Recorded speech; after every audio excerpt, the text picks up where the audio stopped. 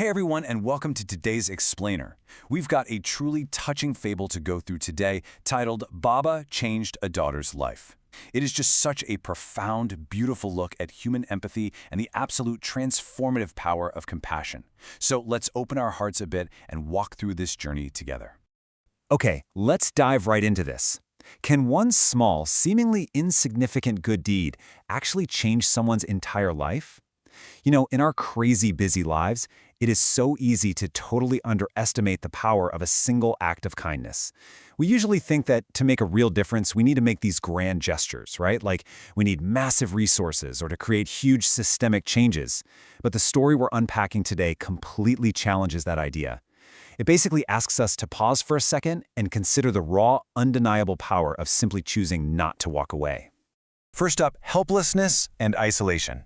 To really get the impact of this story, we have to kind of picture the scene. It's a gloomy, isolating environment where empathy just seems completely absent. Imagine a rainy day, the edge of a busy street, and a young, crying girl. She's sitting there silently. Her clothes are completely soaked through, and her face is just the absolute picture of helplessness. I mean, crowds of people are literally walking right past her. They're coming, they're going, they might even look at her, but they do absolutely nothing. Nobody stops. The psychological weight of that kind of collective inaction, it's incredibly heavy. It's a scenario where an entire crowd ignores someone in obvious distress. But then the pattern finally breaks. An elderly man, who we'll respectfully call Baba, is walking by. He sees her, but unlike literally everyone else, he actually stops. He sits down softly right next to her and just asks, "Daughter, why are you crying?" And her response? It's absolutely devastating. She wipes her tears and says, "My father passed away, my mother is sick, and we have no food.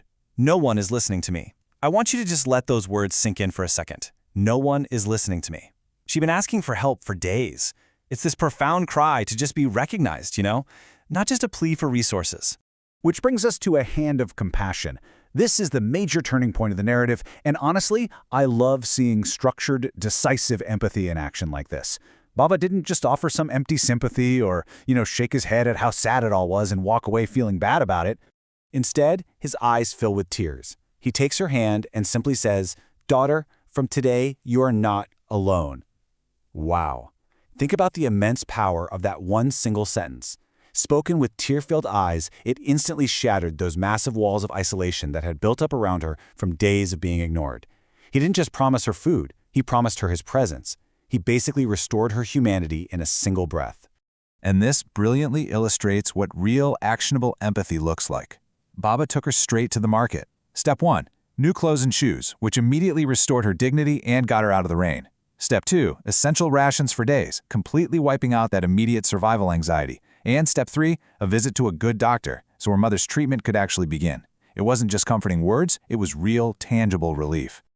Now, let's look at the ripple effect of goodness, because the narrative actually zooms out here to look at the bystanders. As it turns out, compassion is highly, highly contagious. A small act creates a spirit of goodness. It really does. The very same people who had previously just ignored this poor girl were totally stunned watching Baba. Seeing this one solitary, incredible act of kindness shocked the indifferent crowd right into action. Suddenly, out of nowhere, other people started stepping forward to pitch in and offer their own help. Just by taking that very first step, Baba sparked this massive wave of goodwill that completely transformed the vibe of the entire area. Moving on to a new ray of hope, we're going to fast forward a few weeks here, and the whole atmosphere of the story completely shifts. That gloomy, rainy roadside is totally gone, and the energy is just so uplifting and joyous now. Let's move to the timeline and see how this builds, because it's actually amazing. On day 1, you have that desperate, rainy encounter on the street. By week 1, the community is completely joined in and changed her support system. And by week 3, the girl returns. And she isn't crying, she is smiling. Her mom is doing better, and she has actually resumed her studies. In just a matter of weeks, she goes from a desperate orphan on the street to a hopeful student who genuinely knows her life can change. When she excitedly goes to thank him, Baba just smiles and drops this profound bit of wisdom. Daughter, never lose hope in life. One good deed can change the whole world.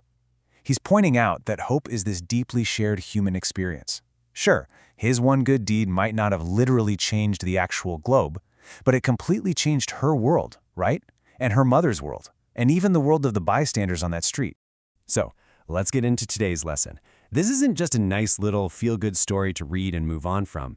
It actually gives us a really specific framework for our own lives. So the crucial point is right here in Baba's final request to her. When she tries to thank him, he stops her and says, "If you ever become successful, be sure to help another person in need. That will be my real happiness." I absolutely love this. Notice what he's doing. He's completely skipping the idea of paying it back, and he's establishing a framework of paying it forward. He's making sure that this ripple of goodness doesn't just stop with her, but keeps going into the future when she's finally in a position to help someone else. To summarize the overarching takeaways here, first, a small help really can change a whole life. Second, if you have God-given power, if you have the resources or the ability to help, it is your responsibility to step forward. Don't be the bystander in the rain. And finally, goodness always returns. It builds this amazing ecosystem of kindness that ultimately benefits everyone. This is exactly why this story matters so much for us today. Which leaves us with this final, incredibly important question. If God has given you the power, who will you help today?